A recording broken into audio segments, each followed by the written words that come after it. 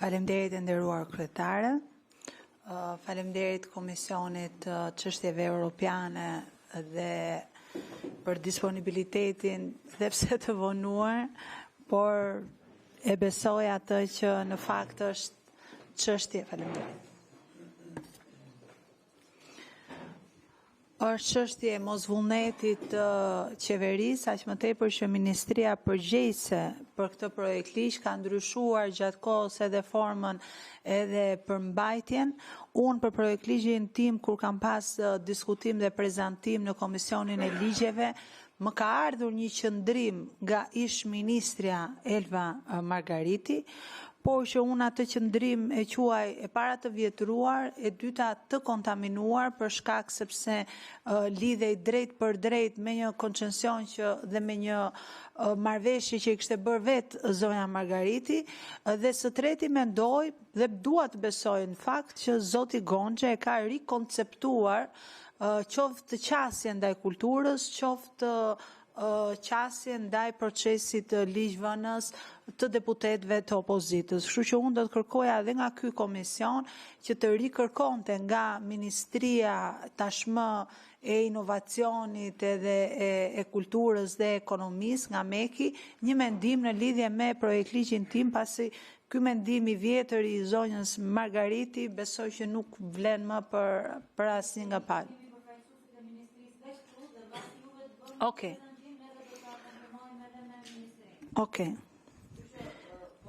Tani, unë do desha që të fokusohem për shkak se prezantime kam bërë edhe për komisionet e tjera, do desha të përqendrohem atje ku thatë edhe ju, në lidhje se si e prek dhe se si lidhet edhe me konventat europiane, me marrëveshjen e stabilizim asociimit dhe pse vinë këto ndryshime. Së pari, për të prezantuar shumë shkurt thelbin e ndryshimeve, thelbi i ndryshimeve në ligjin për trashëgiminë kulturore dhe muzet ka të bëjë me faktin që ky ligj krijon tashmë jo hipotetikisht, por praktikisht mundësinë për dhënien me koncesion të trashëgimisë tonë kulturore.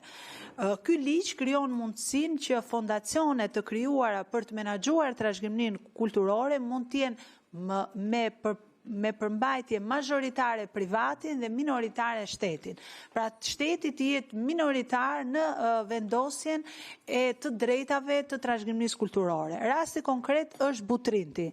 Në rastin e Butrintit, shteti shqiptar nuk ka më zë në trashëgiminë kulturore, kontrolli i lartë i shtetit nuk auditon dot më as fondet materiale, as fondet jo materiale. Kjo e vërtetuar nga vetë kontrolli i lartë i shtetit në parashtrimet që sollin në gjykatën kushtetuese.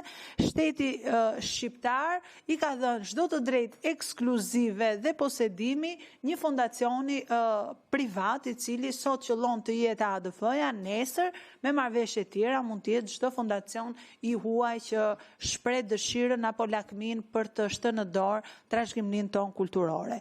Nisur nga Konventa e Parisit, nisur nga parimet e Bashkimit Evropian, nisur nga marrëveshja e stabilizim asociimit, unë kam paraqitur këto ndryshime që s'janë asgjë më shumë se sa vendosja qartësisht e faktit që po mund të ketë fondacione që ndihmojnë në menaxhimin e trashëgimisë kulturore, por këto duhet të jenë gjithmonë fondacione publike ku 51% të jetë shteti dhe pjesa tjetër mund të jetë privati. Pa fuqinë kontrolluese gjithmonë ta ketë shteti shqiptar për arsye sepse kjo është një pasuri publike dhe duhet të menaxhohet në shërbim dhe në funksion të publikut.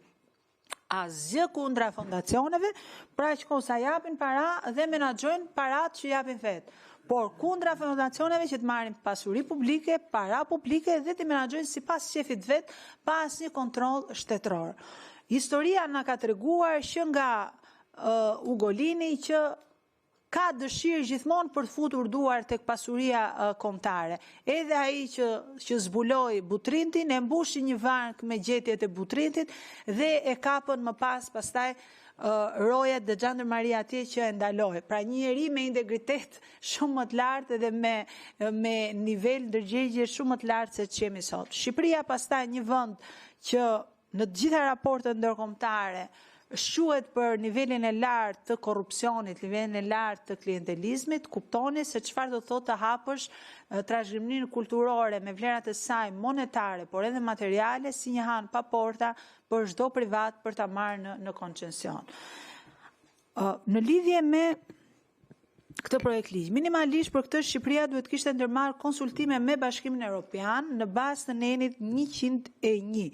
Kur në BE zbatohen modelet të përparuara në botë dhe bazuar në UNESCO, kemi modelet që zbatohen Italia, Greqia, Franca dhe nuk kishte të nevojshme sepse ADF-ja dhe CEO-t e saj të ndërtonin një qendër vizitorësh për shembull $5 milion që e merr në posedim menaxhim kontroll shfrytëzim një pasuri me miliarda siç është Butrinti. Po e marr rastin konkret për të kuptuar se çfarë ndodh më pas në raste të tjera. Vetë Bashkimi Evropian kërkon që të jemi në përputhje me Konventën e Parisit. Konventa e Parisit, që është nënshkruar nga Shqipëria në fakt, i jep rol fondacioneve, por i jep rol në kuadër të donacioneve, që mund të japin donacione dhe mund të menaxhojnë pjesën e donacionit tyre. Pra, të shikojnë që paratë e tyre nuk po vidhen, që paratë e tyre nuk po tjetërsohen, qoftë nga donatorë të tjerë, se mund të jenë një grup donatorësh, qoftë nga vetë shteti për arsye të tjera. Kuvendi në fakt nuk i ka kryer në kohën që është shqyrtuar atëherë marrëveshja e Butrintit funksionet e veta kontrolluese dhe legjislative, sepse e ka marrë marrëveshjen siç i ka ardhur nga Ministria e Kulturës dhe e ka kaluar ashtu siç ishte pa i hyrë funksionet veta legislative për të bërë edhe rolin për të vënë dhe rolin e kuvendit qoftë aty apo për të rritur rolin e Ministrisë së Kulturës. Në këtë aspekt unë kërkoj që të gjithë së bashku, pavarësisht se kush është qeveria sot apo kush është qeveria nesër, pavarësisht kush është majoranca sot dhe kush do jetë majoranca nesër, të votojmë këtë ndryshim që jep mundësi çdo fondacioni që të japi donacione, që të monitoroj paratë e veta, që të ketë zë për lobimin e trashëgimisë kulturore, qoftë për të avancuar atë përpara, por që nuk lejon asnjë fondacion që ta marrë atë në posedim përmbi shtetin shqiptar.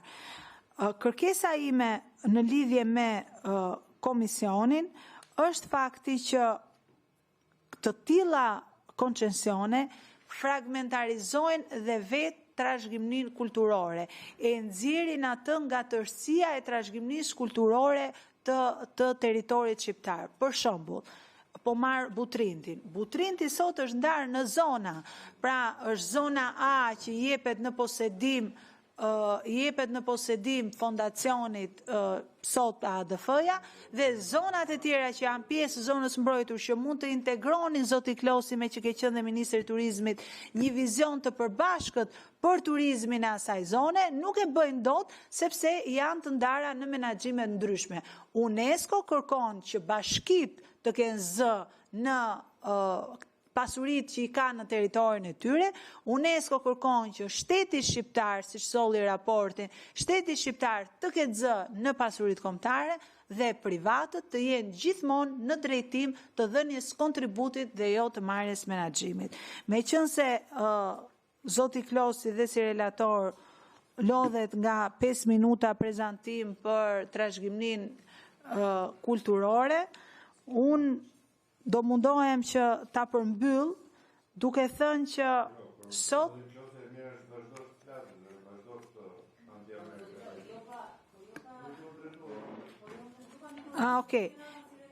Okej. Zonja Zhupa mendoi që juve po ankoheshit pse po flet gjatë, nuk ishte ai rasti, po bënte një koment tjetër. Zonja Zhupa nuk e kishte me prezantimin tuaj. Jo, ta dëgjojmë deri në fund se është duke e përmbyllur. Okej. Unë duke e pashë po komentonte, mendova se u lodh nga koha e shkurtër, donte më gjatë. Ajo që parashikon kushtetuta e Shqipërisë, sepse dua të them që ky nen që unë kërkoj të ndryshohet, është një nen antikushtetues. është i nen antikushtetues, por që nuk ka pasur mundësinë të shkonte para gjykatës kushtetuese për shkak se në kohën kur është miratuar, më pas opozita shqiptare nuk ka qenë pjesë e parlamentarizmit dhe nuk kanë qenë deputetët që të mund ta çonin në gjykatën kushtetuese dhe vetë gjykata kushtetuese ka pas një periudhë bllokimi për shkak të mungesës së gjyqtarëve atje. Kjo ka krijuar ngërçin që ka kaluar 2 vite nga të cilat mund të çohej ky ligj në gjykatën kushtetuese dhe sot ky ligj antikushtetues prodhon ligje të tjera antikushtetuese sepse bazohemi në këtë ligj, siç është rasti i marrëveshjes konkrete. Por në fakt ka shkelur nenin 3 të kushtetutës që thotë që kur flitet për identitetin, trashëgiminë kombëtare, përgjegjësinë për respektimin, mbrojtjen e vlerave themelore ja ngarkon shtetit shqiptar dhe nuk ja ngarkon asnjë privati. Dua të them që në rastin e trashëgimisë kulturore bëhet fjalë gjithmonë dhe thelbësisht te çështja e identitetit dhe historisë së një vendi. Historinë e një vendi nuk mund ta shkruaj privati. Historinë e një vendi nuk mund ta marrin menaxhim privati. Identitetin e shqiptarëve nuk mund ta vendosin as italianët, as grekët, as amerikanët, me që i ka merak disa njerëz këtu. Që ta sqarojmë edhe qasjen. Sot e ka marrë butrintin ADF-ja. ADF-ja është një fondacion shqiptaro-amerikan. Dhe gjithë retorika socialiste ka qenë nga anti-amerikanizmi që ne po shfaqim. Në fakt, jo, është vlerat amerikane dhe mënyra se si i menaxhon Amerika parqet kombëtare është shumë e ndryshme nga modeli që sjell ADF-ja. Më gjeni sot një park kombëtar në Amerikë që jepet me koncesion, më gjeni me qënë se zoti Klosi na temoj për anti-amerikan. Na gjeni sot një park i cili menaxhohet